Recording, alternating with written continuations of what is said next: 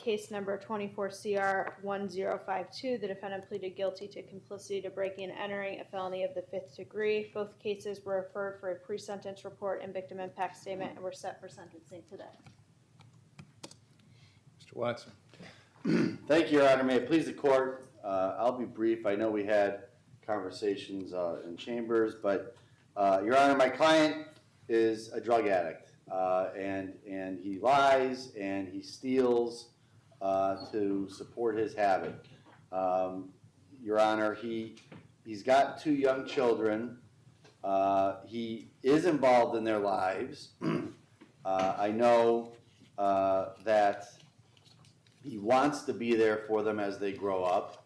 And he realizes that his actions, not only his drug addiction, but his actions of stealing from people is only going to either kill him with the drug addiction or land him in prison for a long time with the crimes he's committing. He has told me he's committed to sobering up. He doesn't want to live this life anymore. He doesn't want to keep going down this path. He's been in county now for several months. I've met with him several times. He pled by information on these cases, Your Honor. He took responsibility right away. He wasn't about to challenge anything. He knew what he did was wrong, and he wanted us to take responsibility for it. I'm asking the court to consider a community control sanction in this matter. Your Honor, I know that he's been assessed for NeoCap. However, separately, my office had him assessed from New Horizons, I believe. New Day Recovery. And a letter was supplied to the court. Now, that letter was dated about a month ago. To refresh the court's recollection, we were actually set for a sentencing on the original case when a second case came down. So the sentencing was moved to this date. That being said, I was informed that a bed is still available for him there if the court will consider it. It's a residential inpatient treatment program. But regardless of what direction the court may go on this case, I'm going to respectfully ask the court to consider a community control sanction with treatment for Mr. Lishing so he can address his drug problem and hopefully come out sober so he could be a good father to his 2 young children. Thank you, Your Honor.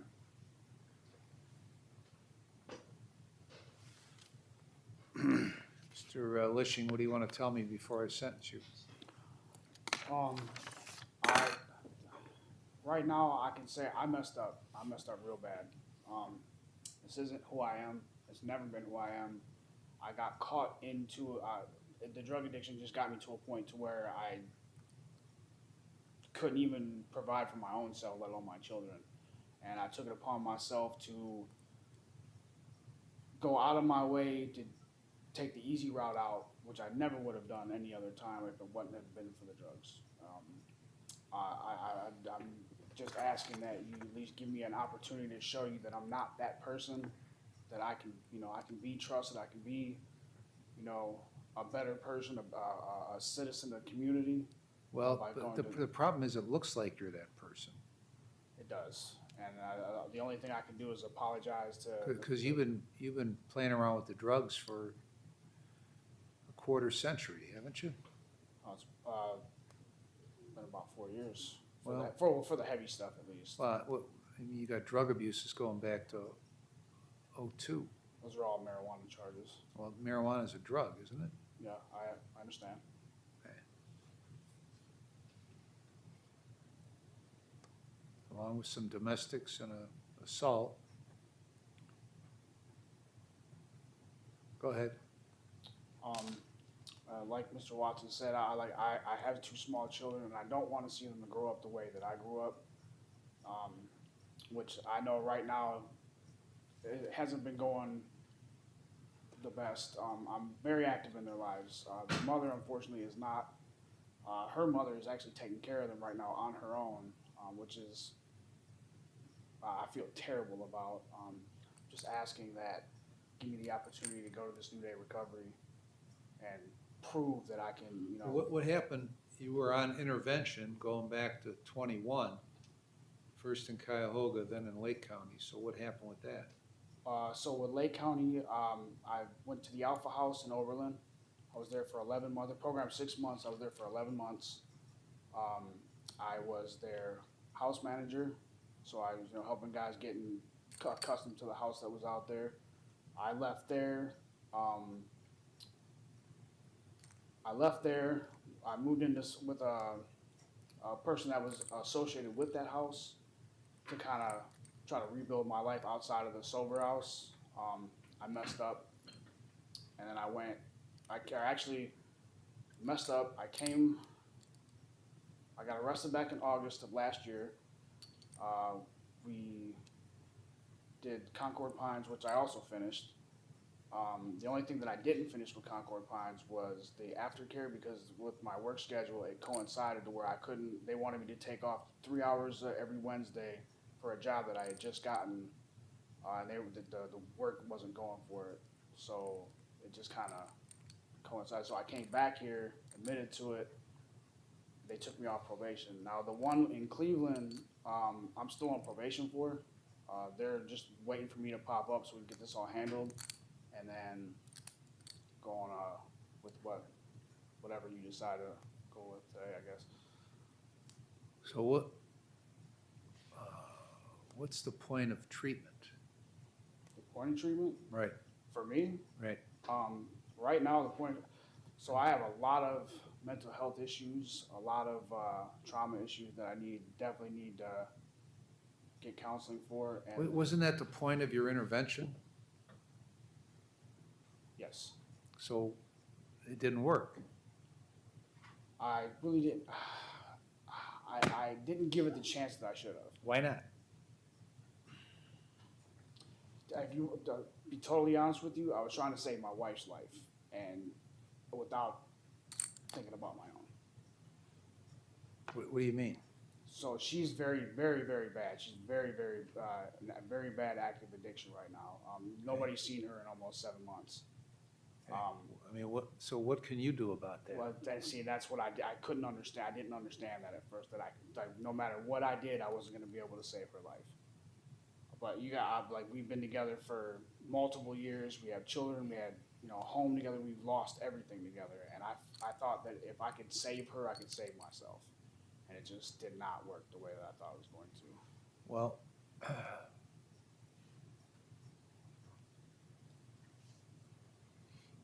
you were given multiple chances on this intervention, right? And then on probation, and none of it worked. It's the result of which, in May of this year, you go on this spree, breaking into people's cars and garages, right? Yes, sir. Okay. So am I now going to suddenly believe that there's some magic in the treatment? That the treatment's going to be no different than the last treatment you went. All the treatment's the same, right? Doesn't mean shit if you don't follow it. If you don't follow it, no, absolutely. Okay, so you've demonstrated to me that you don't want to follow it. Because no sooner do you get booted off of probation after you served, on February 7th, you were given 101 days with credit for 81. So that means on February 27th, you walked out of the jail, and less than 2 months later, less than 3 months later, you're on this spree of taking other people's stuff.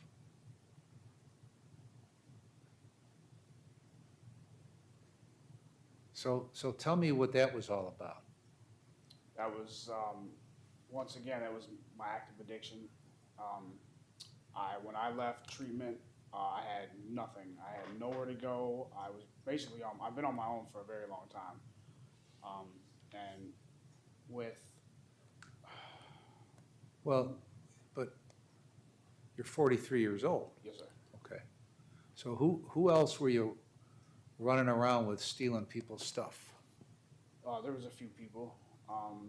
Just the people that I met around in Painesville. Okay. I mean, if you want name specifics or... Well, I asked you who they were. So there was a female named Caitlin Bank. There was James Lavelle. I don't know what his actual name. They call him Bucket. I don't know what his actual name is. Bucket? Yeah, that's they call him Bucket. That's what his nickname is. And there was a dude named David Etlib. He was one of the other ones. So you 5 people organized this little rampage through people's cars, or what? Well, so they were already doing it, and they just kind of brought it to my attention that money could be made. How is it they brought it to your attention? Well, they were talking about it, you know, saying that they were going and doing this and doing that, and they were like, you know, there's money money can be made through this, and I, like me being in active addiction and being stupid, I agreed to, you know, go with them one time, and then this is what One time? Oh, twice actually. Sorry. Okay. And then what did you do with all this loot that you gathered up? I got caught with it. Okay, but what about these other mysterious people that Oh, they were. you had to turn over everything to? They were selling it to drug dealers, or you know, the guy that got caught with the gun. They sold the gun to him. Pretty much just whoever they could get to buy it to get money. Well, who did you owe $12,000 to? So that was a debt between my wife and a drug dealer that she was involved with. Okay, It was me really trying to dwindle down what she owed, because so at this point, she's out there selling herself to try to, well, she's being forced to sell herself to make up for the money that she owes. I thought that, then this is where it comes back into me trying to save her life again. Like, I thought that maybe I could at least somehow put a dent into what she owes, so she doesn't have to live that kind of life anymore. But like I said, that nobody's seen her in months. Nobody knows where she is. Nobody can get in contact with her. So I don't. so who did you pay then? I went to a dude named, call him Tone, Antonio Tyus, I think is what his name is. And how many times did you pay Tone? Twice. And how much did you pay him? 400 the first time and 275 the second time. Is this money that you stole? Some was and some wasn't. Some was. Where my did you own. get the money you didn't steal? I have more. I was working at one point. I did have some money in the bank. Wasn't very much, but I was trying to give everything I could to make sure that she was alive, that she was safe, and then she just kind of disappeared on me. Like I said, nobody's seen her since. So last I heard, she was in Cleveland somewhere. Okay, how is it that you figured out that this Tone had his hooks in her? She told me. And she told you where to find him? He's around Painesville. He's everywhere around out here. Okay.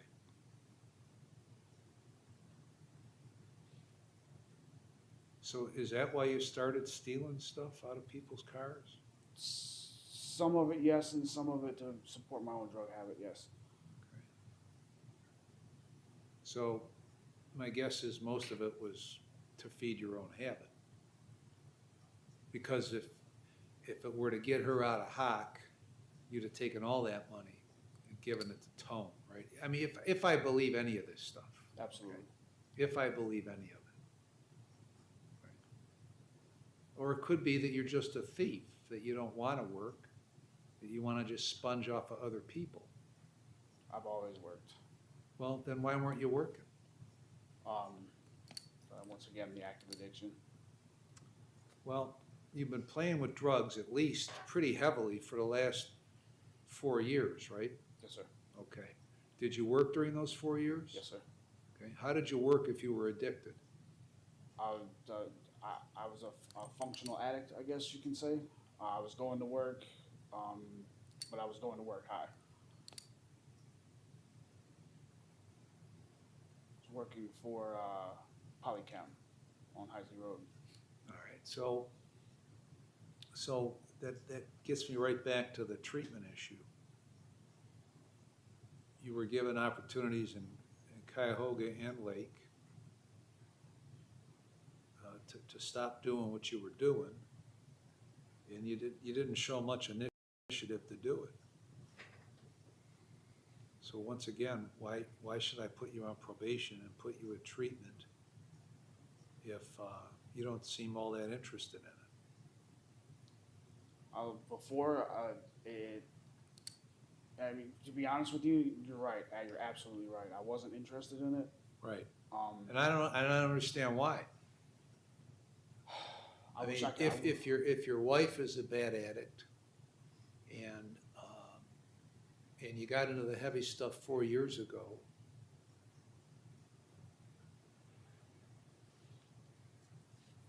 if that's true,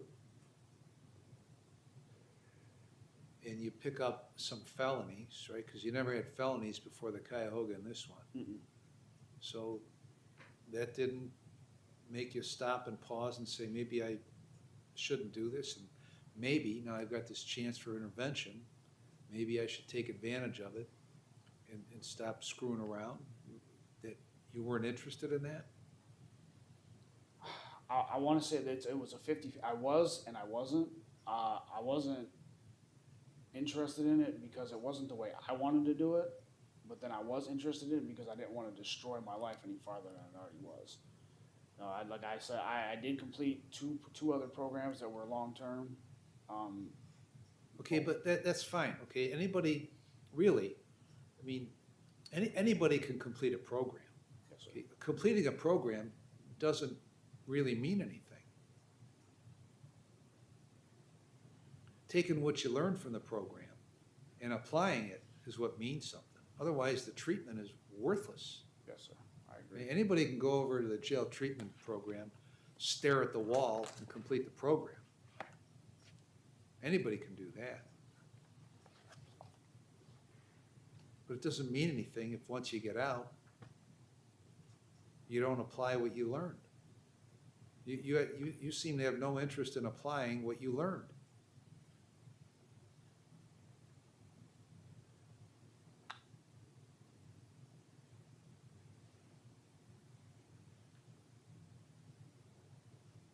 I mean, the only reason you're not out thieving right now is because you're locked up.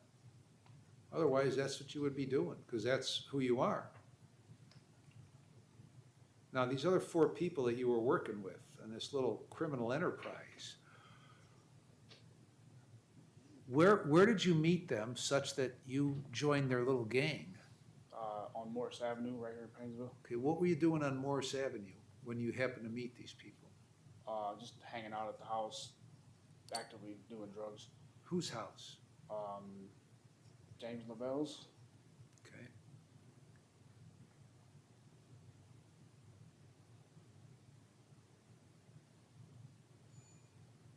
And when did you meet Lavelle? I actually met him through my wife while she was in her active addiction. How old are your kids? 4 and 2. 4 and 2. Yes, sir. So you prioritized your partying over them. Yes. Since the oldest one was born, Sadly, yes. and then there's another one born, and you're still out there doing whatever you want to do. You seem like a very selfish person. I feel like a selfish person. Anything else you want to tell me? Only other thing I'd have to say is that just I have an apology for the people that were in this case that nobody deserved to be stolen from. You know, I feel terrible for what I did. Did you ever have anything stolen from you? Yes, I was just getting to that. I've had lots of stuff stolen from me, and I know how it feels. And the fact that I still went ahead and did it, there's no excuse for it. Okay, but what does that matter now? I mean, you already did what you did. I mean, honestly, it really doesn't. I just, I just feel like it needs to be said. And the only other thing I would have to say is just an apology to the court, because you shouldn't have had to waste your time on me being stupid. I mean, I'm sitting here anyway, so there's no time issue as far as I'm concerned, but this, so you stole this gun, but you didn't know you stole the gun? I didn't steal a gun. Who stole it? It was the David Etlib. He stole it. In the garage? Yes. Were you in the garage? Yes, sir. You stole the gun. I was with him. Yes. All right, have a seat, Ms. Wood. Thank you, Your Honor. The state is recommending a period of community control sanctions with local jail time as well as a recommendation for NeoCap. These instances victimize a lot of different people. The defendant was going into several cars in the area where his wife's mother lives, near where his children are residing.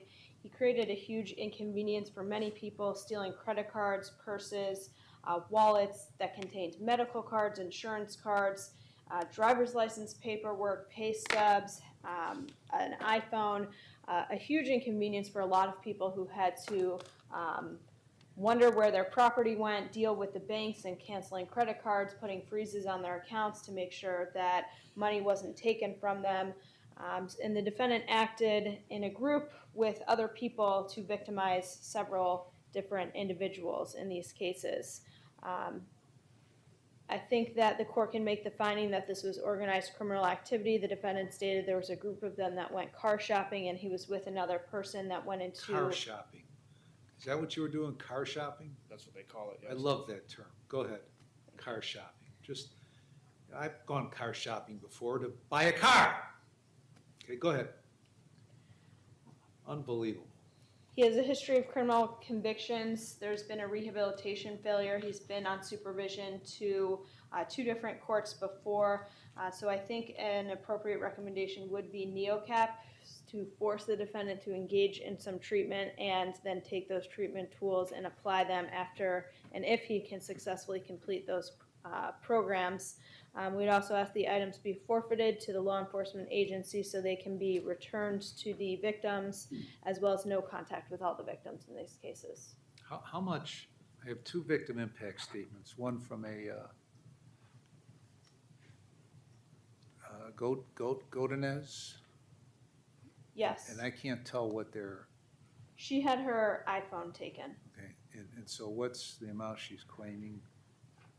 Do you know? I don't know if there's any restitution. The iPhone was recovered and is at the sheriff's department, which will be returned to her after the completion of this case. It looks like there's some earbuds also. There were earbuds recovered Okay. as well. All right, and then Cropack? Kropak was the victim who had his firearm taken in case. So I see a total loss of $594.99. Is that what you have? I have no reason to dispute that amount. There was firearm, ammunition, and some cash that was taken. Was that firearm recovered? Not that I'm aware of. Thank you.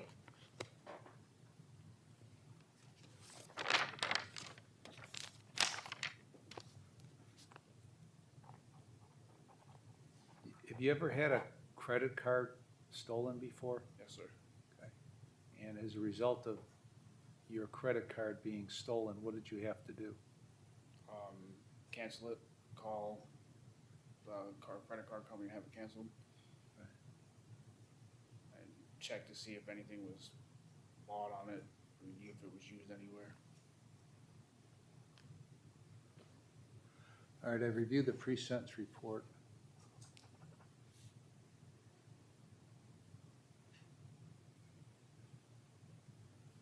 And the victim impact statements. And I've considered what you have said, what Mr. Watson has said, what Ms. Wood has said.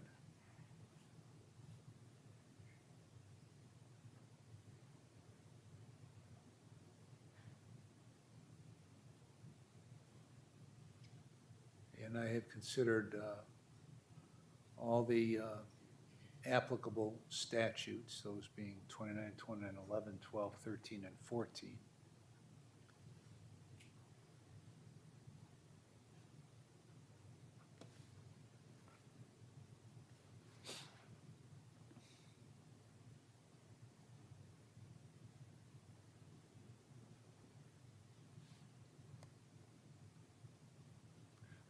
I don't understand what treatment would do for you if you have a very recent history of going through treatment and ignoring it.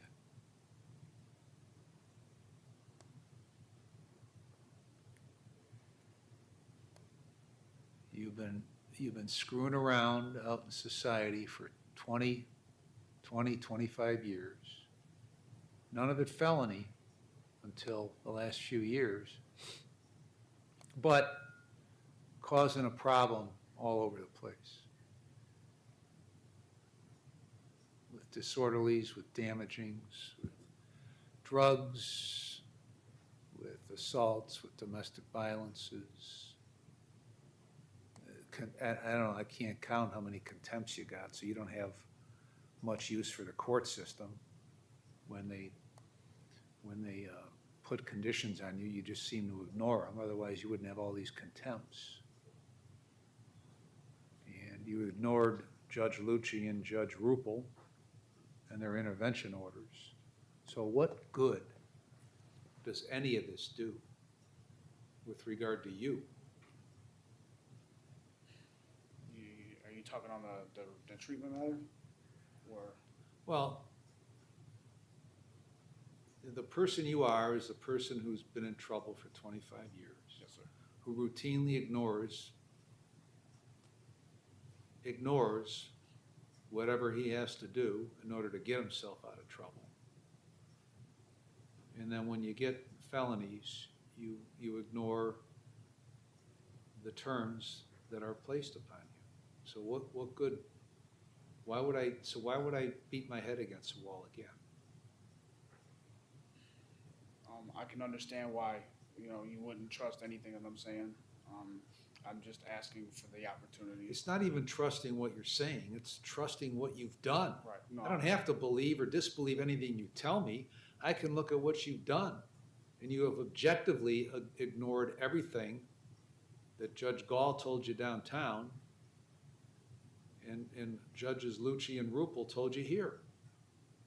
You just don't give a shit. You're going to do whatever you want to do.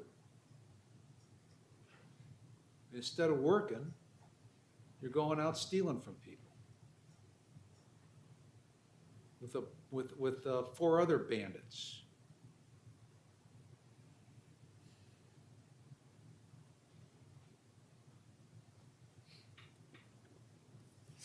Now you have, as I've mentioned over and over again, failed on community control recently to the point where you were on intervention. There were multiple failures resulted in a conviction, and then you violated probation. You were operating with these other 4 thieves, feeding at least 1 other, maybe 3 other thieves by what you've done. So I'm going to find that you're not, at this point, amenable to community control. On the 675 case, on count 1, I'm going to sentence you to 11 months in prison. Count 2, 11 months in prison. Count 4, 11 months in prison. Or count 3, 11 months in prison. Count 4, 180 days in jail.